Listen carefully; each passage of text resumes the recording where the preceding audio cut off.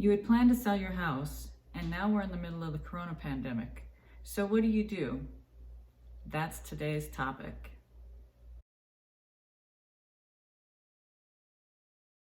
Hi, I'm Jill Upleger with Denver Real Estate at RE/MAX Edge in Littleton, Colorado.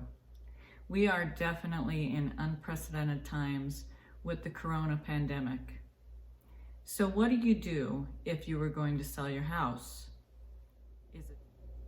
Your personal situation may be a determining factor as to whether you put your house on the market right now. You may want to sit down and put together a list of pros and cons as to having your house on the market. For instance, is your house currently vacant?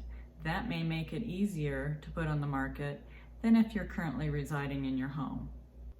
If you're curious how the market is performing, surprisingly, it is outperforming last year's March numbers.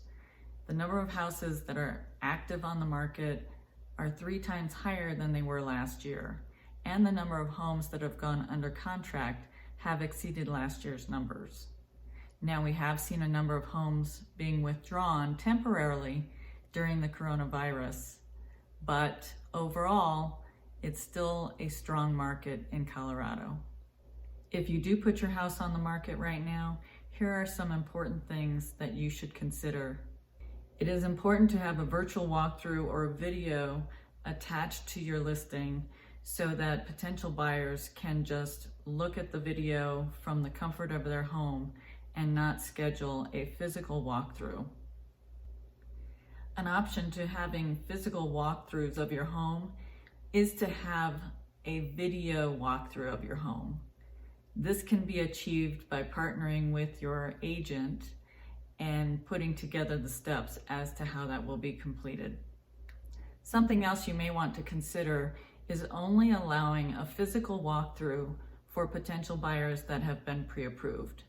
That way you know that they're a qualified buyer. Once you go under contract, you'll have to contend with the inspection process, appraisal, and closing. So keeping in mind social distancing, how will these steps work? At this time, inspection companies have asked that nobody be present during the inspection process but the inspector. So they will go to the home, perform their inspection inside and out, put their report together, and then set up a conference call so that the buyer and the buyer's agent can review the report with the inspection service. When it comes to the appraisal process, the appraiser will either do a desk appraisal or a drive-by appraisal. When it comes to your closing date, the title companies have made a lot of changes and are continuing to make a lot of changes. Title companies are asking only those needing to sign papers will go into the closing room. Another option is curbside closing, where you never leave your vehicle. You will crack your window and the papers will be handed through that you need to sign.